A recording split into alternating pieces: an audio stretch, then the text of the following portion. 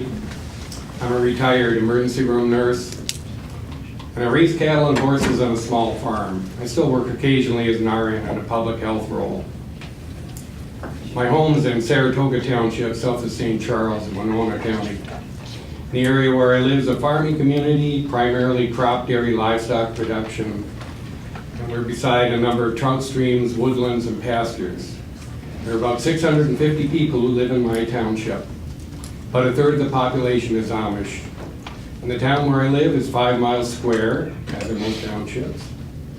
And there are 7 mines slated to start production in this area. The mining area would occupy an area roughly 2 miles by 5 miles in Little Saratoga Township. I'm here today to speak about meaningful, realistic model regulations for the frac sand mining industry. When the group that is now known as Minnesota Sands appeared in our region for the first time, it was about 2 years ago, we listened to what has now become a familiar dialogue. Sand is sand. Don't worry about it. They equated feldspar beach sand to silica sand, which we know is quite different. One is what's on the beach and in sandboxes and it's spread on the roads. The silicon dioxide sand that is frac sand triggers health concerns that other people today have spoken about in particle sizes that are spread through transportation, handling, and wind. They said, don't worry, we're a small group of local folks and we'll use BMPs, best management practices. It's almost as though they're speaking Latin sometimes when they speak. What they mean is we will regulate ourselves, we'll make the rules, it'll be okay, don't worry about it. We'll reclaim the land when we are through. That's on a 20-year cycle. There's a 20-year supply in Saratoga Township. I'm 65 years old. That means from the vet home, I get to watch them spread grass seed on my neighbor's property. This is being said about an enterprise that their own EAW predicts will last those 20 years with activity from 6 in the morning to 10 at night. Activity that I'm talking about would involve blasting, lights at night, and 600 truck trips a day per mine. When I attended hearings in St. Paul earlier this year, there was a mantra of, we are already overregulated. I feel bad for Scott, who was up here earlier. He's running a nonprofit corporation. We're going to collect money and help him out. He's from Jordan Sands. This is an industry that's completely new to our area, both in scale and in nature, and currently there are no meaningful protections in place to protect those of us who are being asked to be silent neighbors. Our aggregate mines are usually 5 to 10 acres and they operate weekdays with a few truck trips a day. It's quite a different animal. Jobs, jobs, jobs. It's pronounced as though they're sounding altruistic. These seasonal jobs are in an industry that's damaging to the things that make southeastern Minnesota what it's famous for. Our bike trails, our trout fishing, our agriculture, our medical employment, our educational institutions are all long-term clean enterprises that are thriving. Without mining in the area and would be diminished, these things would be diminished along with our property values and general quality of life. Were the industry allowed to proceed unchecked? The silica dust in a small size that is respirable is of particular concern to me. We need baseline monitoring first and then real-time monitoring to protect the people that live in this area. This is technically feasible and it's a conscientious and proper thing to do. I've heard industry representatives say that this is too difficult or costly, and we don't know for a fact what damage can be done by silica dust. I have in my right hand here studies and data sheets by OSHA, the CDC, the International Scleroderma Network, Arthritis and Rheumatism Society, the American Lung Association, the American Thoracic Society, the University of California, the Minnesota Department of Health, and Halliburton.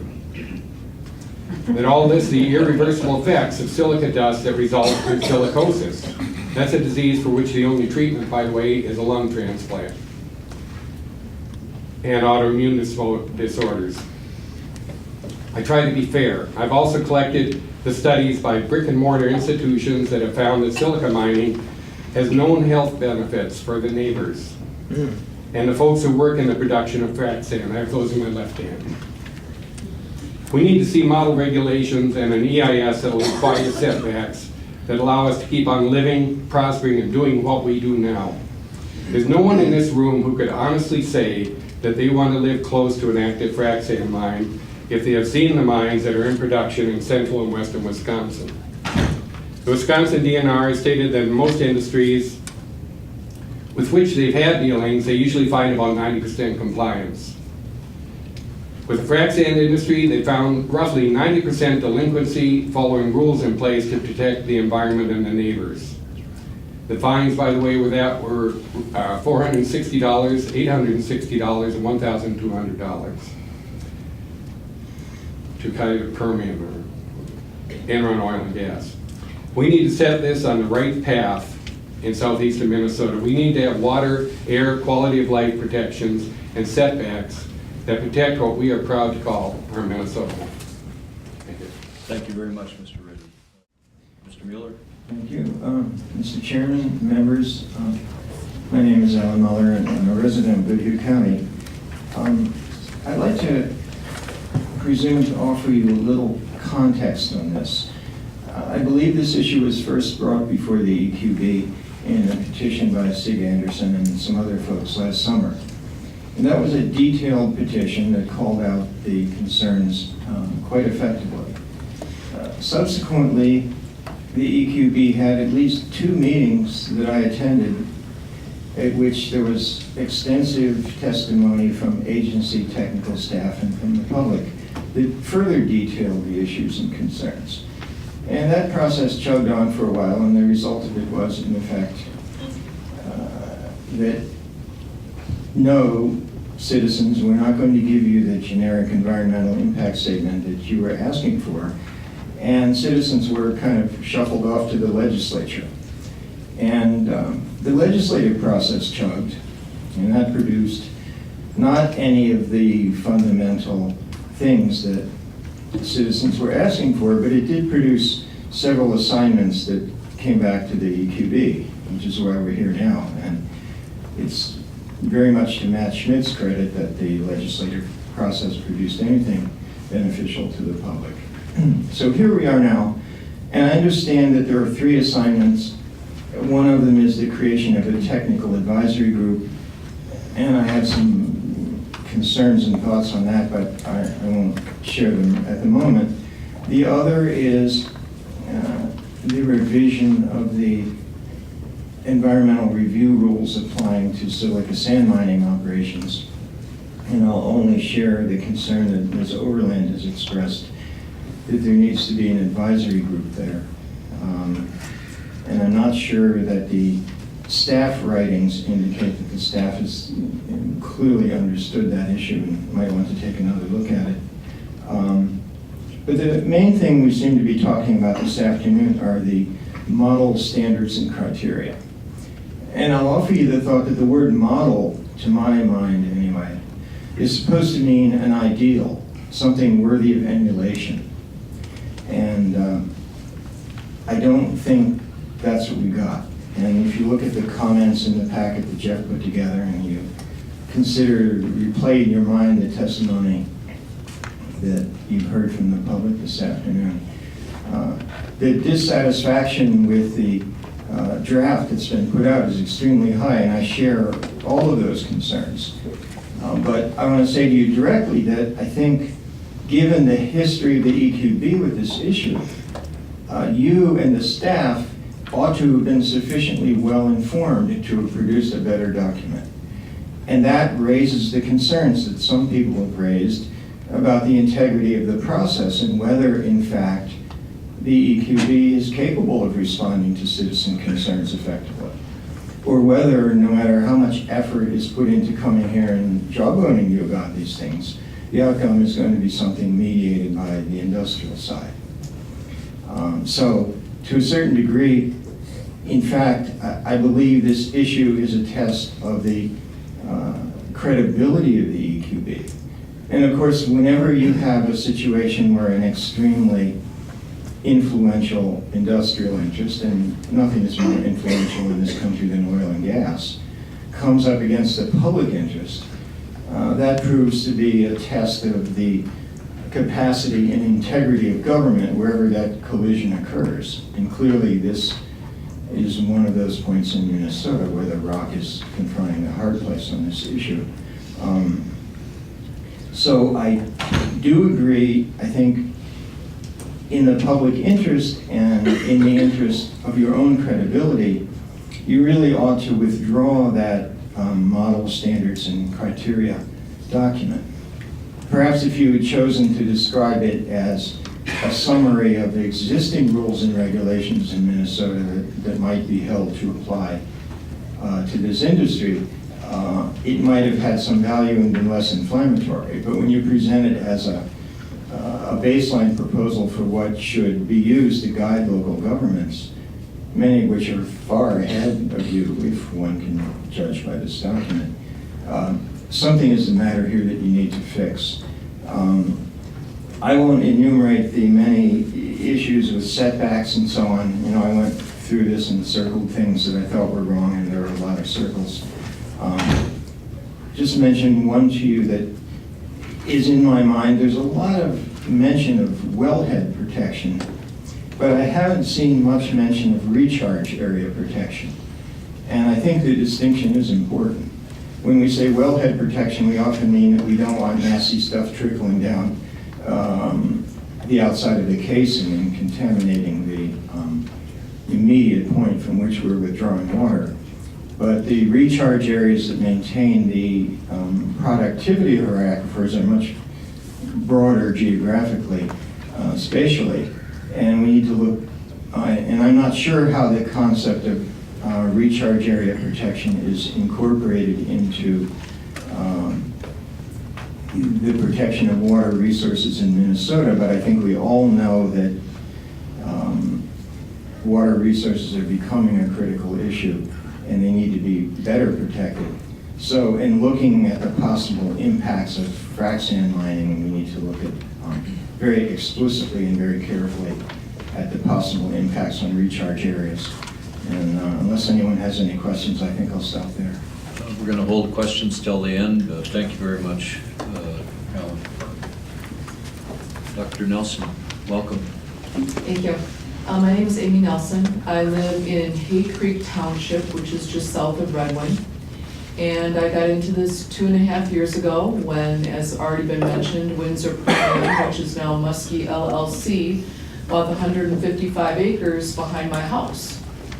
And I think what floored us about this as we move forward here is you have to understand where that is. Some of you have been down there and looked, but this 155 acres is on the top of a bluff, adjacent to a residential development, with 2 watersheds that run into Hay Creek right below it. And here a mining company bought it. When you look at the purchase agreement, it says they're going to use it as a gravel pit. Well, Windsor Permian doesn't exactly do gravel pits. So we kind of figured it out as we went through the process that that wasn't true. So we got into this from that point of view. And as an educator and as a researcher, I started putting together stuff along with the other people in our development, and then we started building it out, and then it became 10, 20, 30, 40, 50 people, then it was 300. And we ended up learning a lot in this process and documenting a lot. And I think when I looked at the standards, I love standards, trust me, I really like standards. And I really like spreadsheets and data and sorting through statistics and all that good stuff. And we've always been pushing at the county level as well for ordinances that are based in data, of looking at the data. And I think that part is really important. So on our website, which is SaveTheBluffs.com, we've just been storing literature. We haven't been doing a lot with a lot of news or anything else. We've really just been storing literature and looking at that literature. And so when I look at this and I look at some of the things, what I think is really missing on the source and the notes on the right from a research perspective is that I'm looking for the current research. And that's been mentioned a few times. Lynn mentioned that, Kelly mentioned that. We do know what that research is. We've been looking at it. So, for example, there's this study that was talking about the fact of a mile upwind and 1.5 miles downwind, that you're having dust travel that far. So when we've been looking at our standards in Hay Creek Township, that mile thing rings very true. When you end up talking about trout stream setbacks, well, that's been based on research as well. And so we ended up putting in that 1 mile setback for that, based on the trout stream research. So I think when you're looking at this, I think what I'm looking at on the right is what is that current research telling us how far that dust is going to travel, and putting that in there. I think the piece of it as you move further, and I think it's one thing that's been brought up once, but I think it's very important, and I'm not sure this board can deal with it, but I think it's important for most of you who are probably homeowners to understand this, and was talked about the fact of the house value going down. When you get past that mile away, it drops much less. But when you're adjacent, you're talking 30% less. You go out to a mile, now you're 15% less. And that's multiple studies. So when you're talking about being adjacent to a mine and a mile away, how do you want your house value, everything you've invested, to drop up to 30%? It's already happening in our neighborhood. So I think it's important to understand that. So that mile rings true with a lot of people and a lot of different things. And that's why you're seeing that quite a bit in some of our own regulations. The other thing that I would invite you to look at is Hay Creek has written an ordinance. We have ours publicly online with that information. We have contact numbers for people. And Goodhue County has been developing theirs and has really been improving theirs over time, so I see that as a resource as well. Fillmore County has excellent. Abby's been talking about his ordinance as well. So I think those are some great things to have along there. The one thing that hasn't been brought up yet that I would like to bring up is when you're talking about bluffs, please define what a bluff is. And please talk about where you mean with those bluffs. Why is that important? Well, one of my pet peeves with the Goodhue County ordinance is that they changed the definition of a bluff and to include the word natural. So what that means is if you have a road cut through a bluff, it's not natural anymore and it doesn't fall under the same protection. So I just look at that and I say, I would like you to define a bluff and be very clear on that.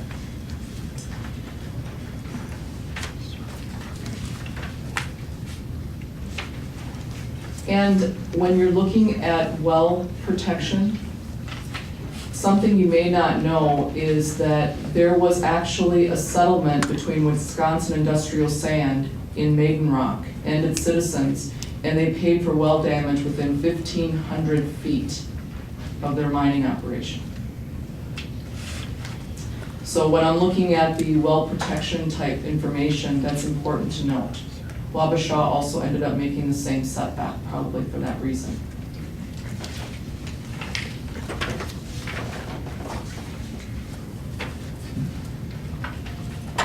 And then the one last thing that I'd like to mention when it comes to the regulations here is when you're looking at the processing and you're looking at water. As many of you know, water is a big deal when it comes to a lot of these. One wellhead can be as much water per day as the city of Red Wing. So if you think about that, and you think about how many mines you would permit to use water, that's huge.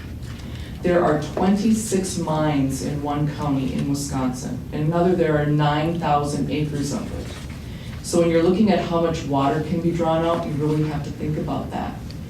And I would even go so far as to say, why even permit water to wash dirt? I think there's a lot of issues that can come up here. And I'm not sure what's gonna happen when you start having the main thing coming through Red Wing, having Hay Creek run dry because there's too much water coming out. The water table in Mississippi dropping in water level and you're not able to get barge traffic down it. So I think there's a lot of issues regarding water processing. Now, frac sand mining does not require water processing. They like it, it's better, but they don't require it. So you don't have to have it. The other thing that's kind of nice is that if you got rid of the water processing, you could also get rid of the flocculant use, the chemical use in the waters. And then you don't have to deal with what happens when those chemicals are put back in the dirt, because most of the sand isn't taken out. When they use flocculants, they take the leftover and they put it back in the earth. And then what's gonna happen with that in karst after it starts draining through? So there's a lot of issues that you could just get rid of if you got rid of water processing. And I think the one thing that I do really want to stress is there is research out there, there is things that you can look at. And this industry is not going broke. And I think I've testified in front of many of you in the past on this, but there is a lawsuit going on in Goodhue County over that land behind my house. And according to the lawsuit documents, the profit is $46 a ton, pure profit, $46 a ton. So, go with Mr. Mabity, do the math. It's a big deal. The other thing is, according to the government, there are an average of 20 jobs per month, according to the Census Bureau. We have a lot of jobs currently in Goodhue County in that whole area. Tourism is a big deal, as you've heard from everybody there. We have less than 5% unemployment, and we really don't want everybody messing it up.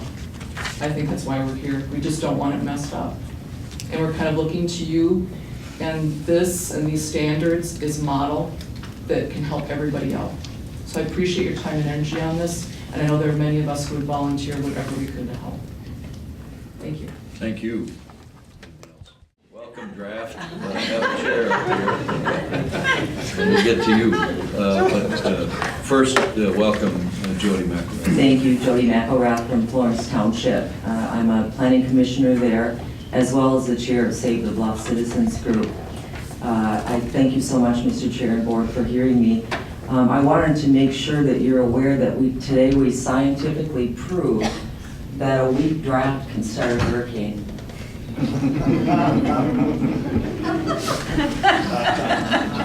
I really wanted to just take a second to let you know that the draft of the standards. Okay. It's kind of your kind of joke. Touche. We'll use it again. Okay. My view of the draft of the standards is that it makes the assumption that mining is okay anywhere as long as it sits back far enough. And I think that we need to consider a standard that would give a great comfort level to many townships, counties, that says, you know what, an overlay of areas where it doesn't belong should be a standard as well. Thank you. Thank you, Jody. Bobby King, welcome. Commissioner, I just wanted to reiterate strongly what's been said about scrapping this draft. I think where you start from matters, and I'm not sure you can get to where you need to be if this is the starting document. And I know you want input and will seek input from local units of government and citizens and groups like the Land Stewardship Project and Save the Bluffs and Houston County Protectors and others. I think you can just simply put out the criteria that you're looking to get comments on without saying this is our initial draft of what they should be. I think if you do that, you're going to get more of this. And it's not going to help you get to where you need to go. I wanted to suggest another approach to the end product too. I think it's really important that whatever the EQB develops does not in any way undermine local efforts that are ongoing now to adopt very strong standards or a ban. Some townships have adopted a ban. Houston County Protectors is actively working hard to get a ban in their county. So I think the EQB, rather than say, oh, here's a model ordinance, adopt this and you're fine. This is going to protect your community. You should think of what Mr. Fossen talked about being helpful to him as a township officer. You could say, look, if your community decides you want no impacts and you don't see any benefits and you see strong negatives, you can do a ban. And the EQB clearly stating the fact that local units of government do have that right, which they do, will be helpful because some industry lawyers and lobbyists have tried to suggest that that's not the case. That is the case. So the EQB making it clear that is a right you have if your community decides that's the avenue you want to go. Then you could say, for example, with air quality, if your standard is we don't believe the frac sand industry should negatively impact air quality on human health in any way, then an appropriate setback from where anyone lives is, I'll make up a number, 2 miles. And so you'd have a category of things like that that I think would be useful and would not put the EQB in the situation of saying, we think this model ordinance or these model standards are the gold standard, or our ceiling or our floor, but rather a spectrum of stuff that will potentially be very useful. The other issue I wanted to bring up, and others have addressed it a little bit, I think the EQB has to be very mindful of maintaining your credibility with the communities impacted on this issue. This industry has engaged in unethical and potentially illegal activities in Wisconsin for sure. A planning and zoning director of a county was hired away by the industry after ushering through permits. There's a current legal case against a commissioner in Trumpelow County who was withholding the fact that he had financial ties to the industry. We've seen them bully landowners in Minnesota saying, we're making offers right now, and if you take our offer, you're in, but if you don't, you're out, and your neighbor might put a mine on their property. So I don't think it's unfair. I think it's accurate for people to characterize this industry as that way. And folks want to think of, and I think the EQB as a force for countering that. But I know you've heard, and I think you realize that this draft has hurt the EQB's credibility. And I think how you proceed from here is going to be very important to people. I just want to bring up one other thing related to that. And I got this as I walked out the door, an email came up. And I'm bringing it up because I know by tonight, probably everybody in southeast Minnesota following this issue is going to have this same email and is going to wonder what's going on. It's an email about a frac sand logistics and supply chain conference in Texas from November 20th to 21st.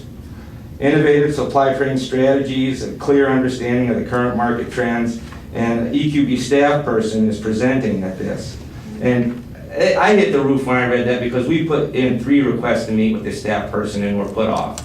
But I think that today, I think the board should have the staff explain who's paying for this and why they're going, because I know there's going to be a lot of questions about this, and today is an opportunity to clear the air on that, if there is a good explanation. Thank you, Mr. King. Dale Adler? Yes. Dale? Here, Jane is going to be sharing a report with you, which is what I'll speak about. Perfect. Good afternoon, Mr. Chair, board members, and staff. My name is Hannahruprecht. I'm a lifelong resident of Winona County in southeast Minnesota. I was raised on my family's farm near Lewiston, and I now live in Winona. I work with the Land Stewardship Project, which has an office in Lewiston. As some of you are familiar with, Land Stewardship Project is a primarily farm and rural membership organization with the mission of promoting an ethic and practice of stewardship of the land. The frac sand issue is of great concern to our members, and that's why LSP is involved. So I'm here with other southeast Minnesotans today to deliver a report to you. It's been compiled from the comments of 100 citizens at a meeting held in Rushford, Minnesota, in Fillmore County this July. Well, it's not necessarily easy for southeast Minnesotans to make it to daytime meetings in St. Paul. Many of the people who participated in that meeting are also here today. Can I get a show of hands who was at the meeting in Rushford in July? Right. So I'd like to draw your attention especially to the letter on page 5. It's addressed to you, the EQB, and the people of southeast Minnesota need you to listen to them and address their concerns.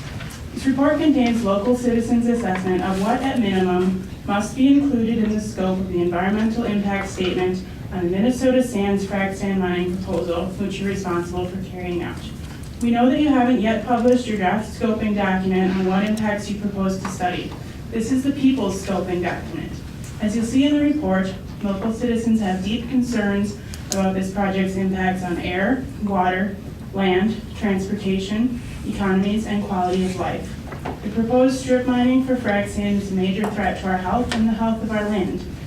Local people also need full disclosure regarding the identity and track record of the proposer of these mines, Minnesota Sands LLC. has come up several times today regarding Muskie Proppants LLC, Windsor Permian, Wexford Capital, all these connections between various entities. The identities are often very unclear. We need to know what's going on in this situation, what exactly is behind Minnesota Sands LLC. And we need all aspects of the EIS to be carried out by independent experts with no ties to the company or to the frac sand industry. I want you to know how troubling it is to people that there's been little to no communication from the EQB directly to the public in southeast Minnesota about the progress or status of this EIS since you became responsible for it in March of this year, which is now 6 months ago. This EIS needs to be done in the public interest and to be a public process right from the very start. The people who are actually facing the potential impacts of this massive mining project on their lives and homes and communities need to have a say in how those impacts are studied, again, right from the very start. We know that you, the EQB, being responsible for a multi-county EIS, is a unique and unprecedented situation in many ways, and that makes it even more important that there be good, open communication and that the affected local people have a seat at the table throughout the process. Thank you. And I just finally wanted to mention, if anyone else is interested in a copy of this report, it is available on our website at landstewardshipproject.org. Thanks. Thank you, Joanna, and thank you for distributing the report. Jane. Welcome. Thank you. You did a good job of passing out, by the way. Oh, I've practiced. Throw the cow over the fence someday. I threw horseshoes with the commissioner. Oh, who's pitch not the here commissioner? today. Yeah, I did pitch. So he's kind last of, week. Commissioner Ellinger likes to boast about his prowess on the. He's quite good. Is he any good? Oh, yeah. Plus he That was dresses- not the answer I was He looking dresses for. the part. Okay, well, my name is Jane Colville. I come from the city of Winona. I live in the city of Winona, and like everybody else, I've been involved in this whole thing for 2 years or more.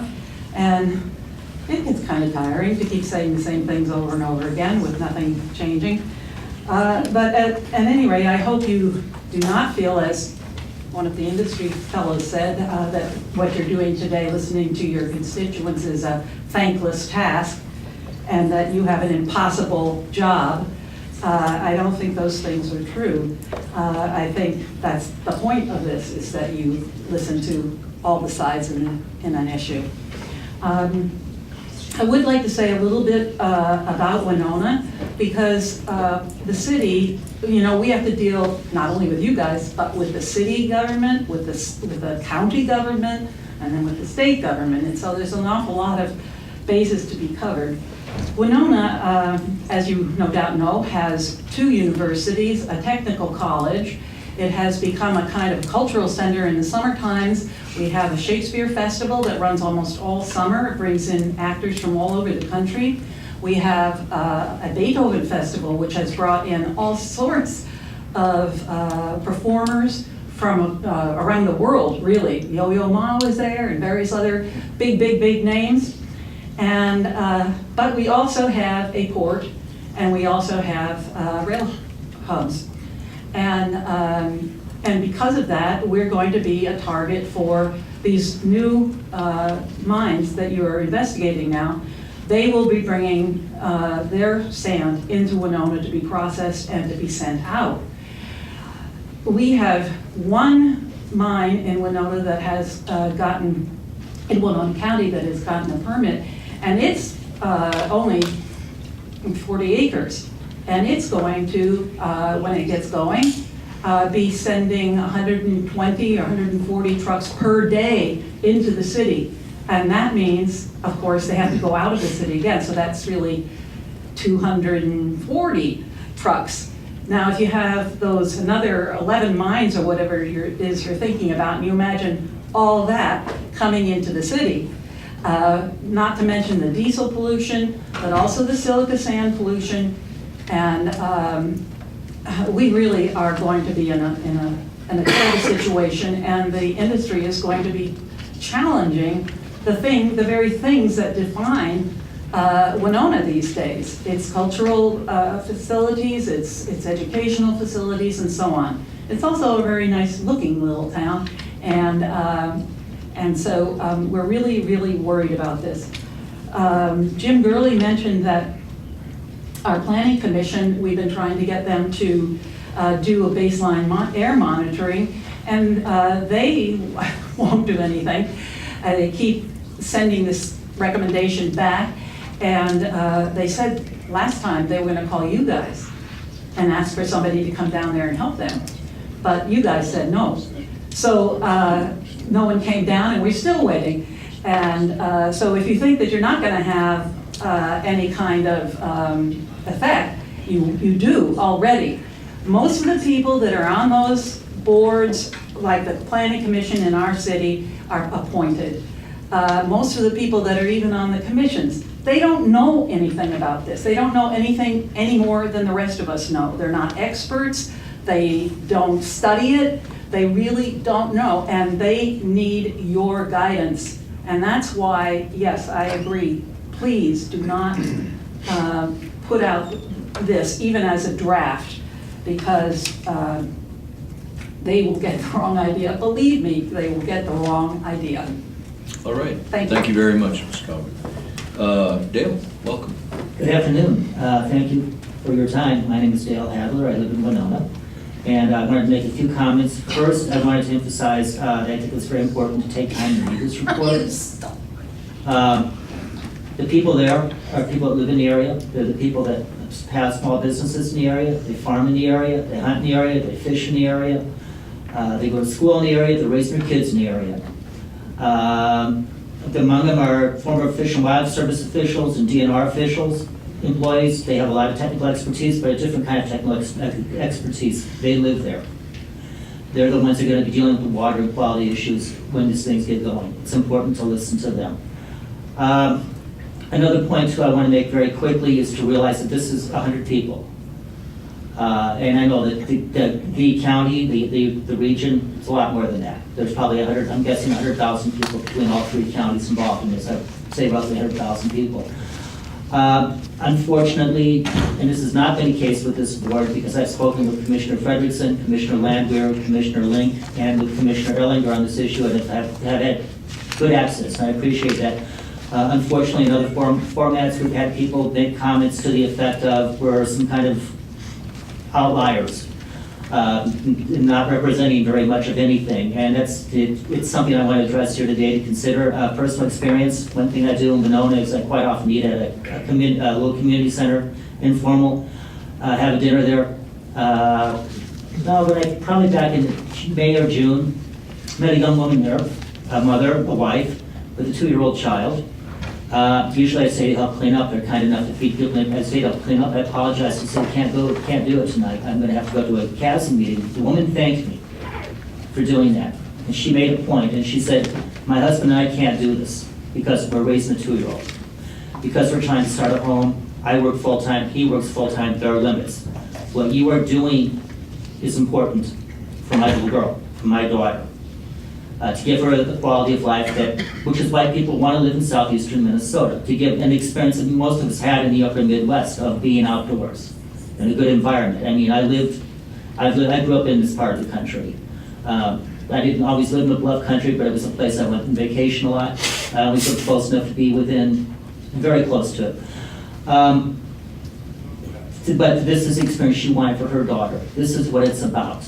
We get into a lot of technical things and that kind of thing, but there's a quality of life issue here. And I didn't see this woman for a while. I saw her maybe 3 weeks ago again. She was there. I spoke with her.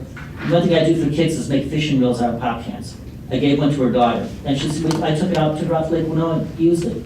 She caught 3 bluegill in 20 minutes. And then she said, then she went off and chased the geese. Okay, that's what this is about. I think that's the thing we forget, that this is about a 2-year-old catching bluegill, and having the facilities there to do that, and having the resources there to do that, and the scenery to do that. I think that experience is something that really is something that needs to be factored into this. And once again, I'd like to support the governor saying this needs to be banned. I think that's the best way to protect those experiences, is just to say no. And again, obviously, with those feelings, I think these standards need to be reworked. I think there are things that need to be done, but I think that it's a quality of life issue, and it's about the future, and it's about 2-year-olds going fishing. Thank you. Well, thank you very much, Dale Adler.